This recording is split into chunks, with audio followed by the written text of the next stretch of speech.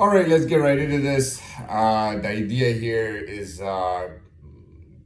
basically what does it mean to be a member of the public, to be one of the people, um, and to be an ordinary person. What does all that mean? So let's get right into it. I would say that I have definitely. I'm not gonna say I've been mistaken or not. You see, I do know for a fact that I was viewed, and I've actually heard this, and people don't want to tell you this. They won't, maybe may not tell you this directly. You may overhear it or heard it here, like almost like from a third party. But you may hear that. So I used to hear that I was basically like people. I was just like the general public and the general people, and then I did used to. I mean, to a certain extent, I did used to think about things like that. um, what else? What else was I thinking here? To be an ordinary, what does being an ordinary person mean? And are there ordinary people in the public? Definitely. But I mean, the public is not limited. The public has all kinds of. What does it mean to be a public servant? Typically, somebody, when you think about that quite literally, you think about somebody who works in local politics. Your local politician is the public servant, serving the public and whatnot. Typically, we've been taught that public servants are basically, very, like, this is a very, very, I wouldn't say, almost an encouraged position, a beloved position is your public servant. Public servants are supposed to be beloved. What do? They typically are supposed to be listening to the public and trying to do what's beneficial, what's better for the public, almost like a parent does for his children.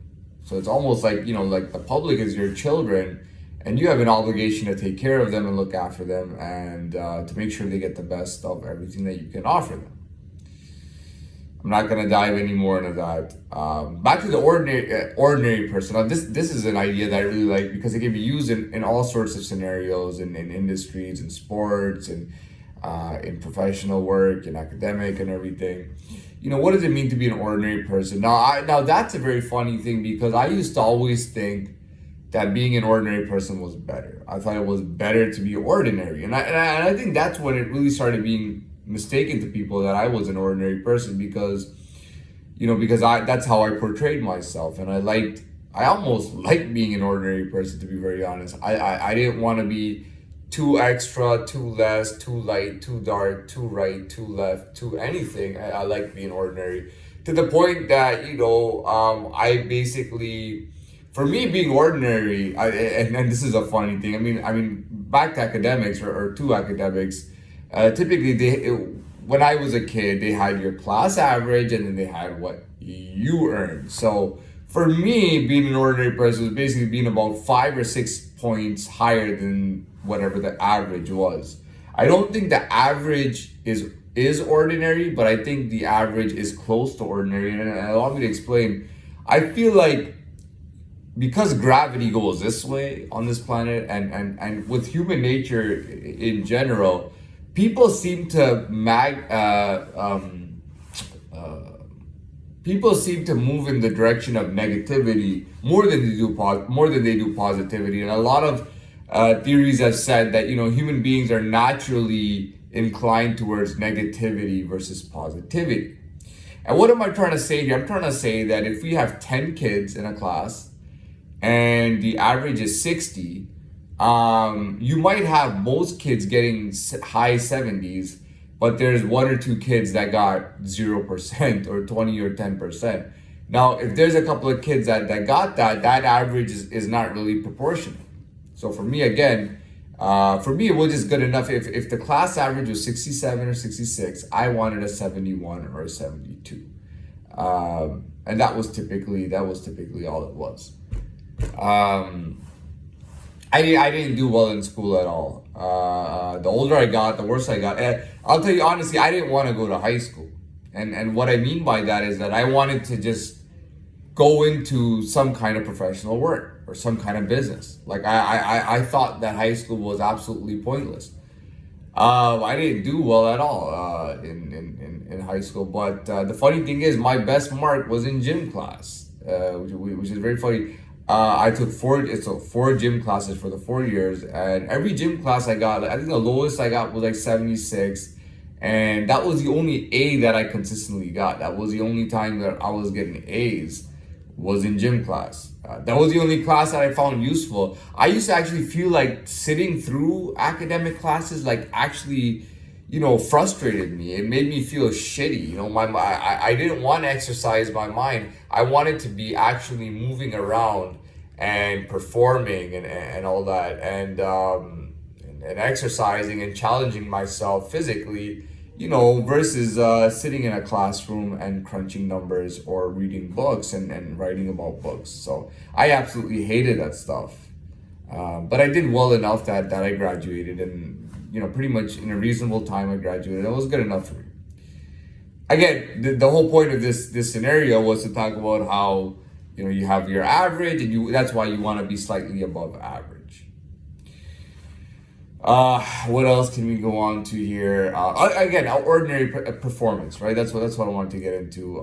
If you're typically ordinary people don't step onto extraordinary stages or extraordinary places. You have to be extraordinary to reach a certain point.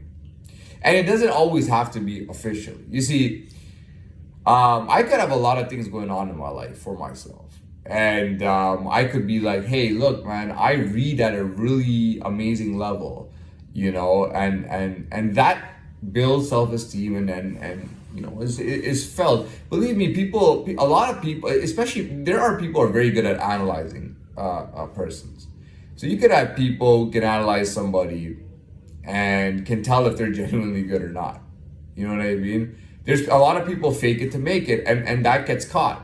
And you can get caught for being genuine too. Even if you don't want people to know how genuinely good you are, you can get caught for it. Typically, being ordinary, and I'll end it with this idea right here. Being ordinary is associated with not even trying hard. Being ordinary is like, I'm just happy where I am. It's good enough for me, and that's it. An ordinary job, an ordinary life, an ordinary social life, and all that stuff. That's all. Some people are in fact happy with that. Typically, we're taught that in order to be extraordinary, you have to have a lot of discipline. You have to put in a lot more of an effort. Meaning you have to try harder, you have to actually perform better and whatnot. So that's my understanding with ordinary. What? And well, let's just finish with that. I gotta say something. This is very important. This is about me and my life. My entire life, I feel like I've been barely hanging on to who I really am, and I've been moving with the wrong crowd. Okay, so again, back to the ego, self, and persona. Out there, my persona and self and ego was always much higher than where I was at. So for me to be that person and be at the bottom, you gotta understand that my ego and persona might be at the right place because I'm at the bottom. So certain things that I do keeps me in tune with my persona, self, and ego.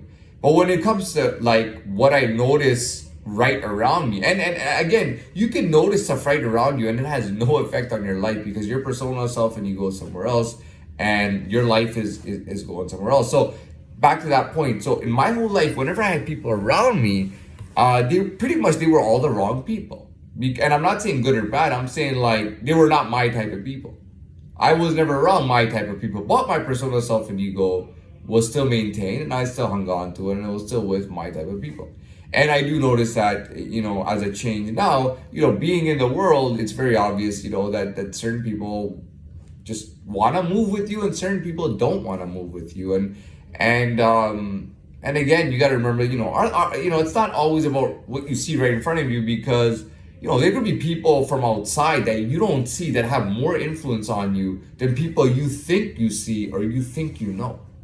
You see what I'm trying to say? Your persona, self, and ego out there could be associating with different people. And those people, whether they're enemies or friends, are having an effect on your life.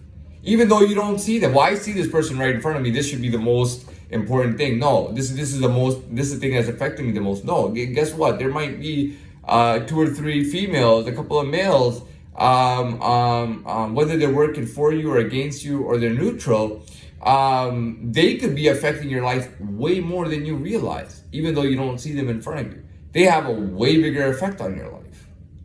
You see what I'm saying? Because they're messing with your personal self and ego. So you automatically, like, I am part of my personal self and ego, so I cannot be ignored. There's no ignoring me because I'm still a part of that. So I have to move with that, even though I might be a little bit higher off the bottom, but I'm not at that level. So, I still have to, I still have to, associate with my personal self and ego, even in the life that I live. Meaning whether, there's a few people who are my enemies or a few people who are my friends, somebody's trying to do better for me and somebody's trying to do worse for me in my life. And they have way more say and way more effect and control, way more effect and weight and movement in my life than, this is who I see in front of me. You see what I'm saying? So, and lastly, I just want to point out that we live a very intricate life.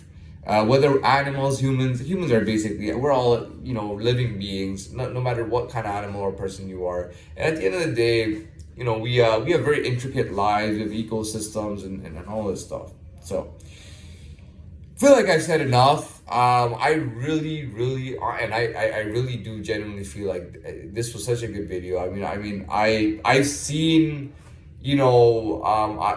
people speaking on any type of thing. Whether it was a pastor talking, that kind of thing, or whether it doesn't matter what it was, but. I'm not trying to toot my own horn, but for the sake of genuine, for the sake of the truth, I can really say that these videos are really high quality, man. I don't see anybody speaking about the things that I'm speaking about, and the things that I'm speaking about are so real. And again, I really feel like, I really do feel that it's quite effective.